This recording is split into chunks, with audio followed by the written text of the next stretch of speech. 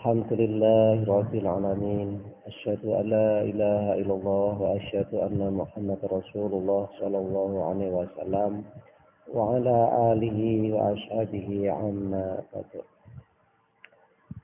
Puji dan syukur saya panjatkan kehadirat Allah SWT atas nikmat Allah berupa kesehatan, kewarasan, kenikmatan yang lain, karunia pertama kesehatan, kewarasan, hidayah berupa agama Islam yang berpedoman Al-Quran dan Sunnah, sehingga kita bisa melaksanakan semua rangkaian daripada ibadah yang madhoh maupun yang ghairu madhoh,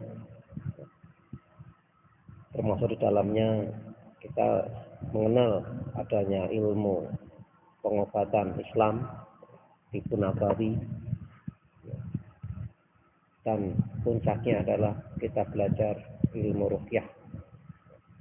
Untuk itu kita niatin pada kesempatan ini untuk mempelajari ilmu syar'i, itu bagian daripada ilmu agama. Sebagaimana sabda Rasulullah SAW, "Thalabul ilmi fardhun 'ala kulli muslim." Mencari ilmu itu adalah wajib hukumnya bagi setiap orang muslim. Maka outputnya setelah kita bisa menerima atau memiliki ilmu tersebut, bisa mengamalkannya, bisa mempraktekannya. Jadi kita mengamalkan syariat agama adalah bagian daripada kita mengamalkan syariat Islam. Maka Allah menjamin, memberikan penghargaan kepada kita bahwa apa yang kita amalkan ini adalah ibadah. Perintahnya Allah adalah wa ma khalaqul jinna wal insa illa liya'budun. Kita ciptakan jin dan manusia kecuali untuk menyembah kepada aku semata. Dan hasilnya adalah kita dimasukkan surga. Watil kal jannatul lati uristumuha bima kuntum ta'malun. Surga diwariskan kepada kalian sebab apa yang telah kalian perbuat atau sebab hasil karya kalian sendiri. Man amila sholihan falinafsi wa man asyafa 'alaiha. Barang siapa yang beramal soleh maka bermanfaat bagi dirinya, dan barang siapa yang berbuat jelek maka berat atas dirinya. Walikullin darajatin mimma amilu, dan tiap-tiap derajat di surga tergantung dari amal ibadahnya.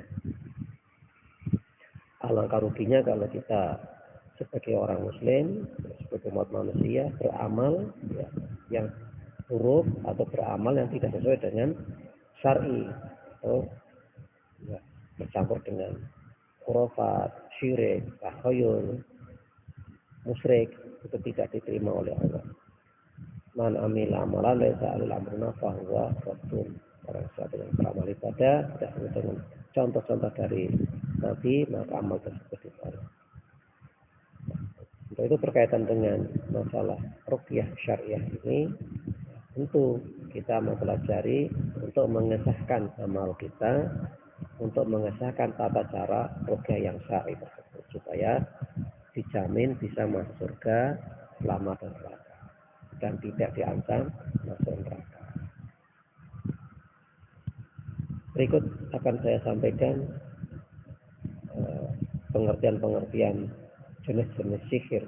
Nah, di sini sihir yang seringkali diderita oleh sebagian kita semua, yaitu malas bekerja, atau sihir pengangguran, dan sihir terlambat menikah atau penghalang jodoh. Sihir malas bekerja hampir sama dengan sihir malas, artinya tidak mau menikah. Cara yang dilakukan oleh tukang sihir juga hampir sama. Oleh karena itu, seseorang yang ditimpa sihir ini harus sungguh-sungguh mencari benda yang disihir, yang biasanya diletakkan di dalam sumur, bagian-bagian rumah, di bawah tangga, atau di bawah bantal dan kasur. Hal ini biasanya terjadi ketika kita pinangan yang laki-laki atau wanita menolak tanpa alasan logis. Kadang-kadang adanya perasaan benci dari kedua belah pihak, salah satu dari keduanya melihat yang lain sangat jelek sekali, sehingga tidak ada keinginan untuk menikahinya. Ketika ada pertemuan, ia merasakan ada bau yang tidak enak sehingga proses meminang menjadi gagal atau bentuk lain yang akhirnya membatalkan khitbah. Dalam sihir malas bekerja, biasanya jin melakukan cara-cara berikut ini. Satu, menghalang-halangi seseorang ketika ia ingin pergi bekerja dengan menunjukkan keinginan yang sangat besar untuk terus tertidur. Dua, membisik-bisikkan bahwa pekerjaan yang akan dilakukan tidak akan mendatangkan keuntungan atau pekerjaan itu tidak cocok atau tidak disukai orang lain. Tiga, terburu-buru dan tidak teratur dalam bekerja sehingga hasilnya mengecewakan. Cara pengobatannya, satu, bacakan ayat di bawah ini ke dalam air mendidih yang didinginkan dan sudah dicampur dengan daun bidara. Dua, minumlah 3 kali sehari. Tiga, mandi dan pijatlah seluruh badan dengan air yang diruqyah. Adapun ayat-ayat yang dibaca adalah satu, Al-Fatihah, ayat kursi, ayat-ayat sihir pada surat Al-A'raf, Yunus, Toha, dan surat-surat Al-Mu'awwidzat.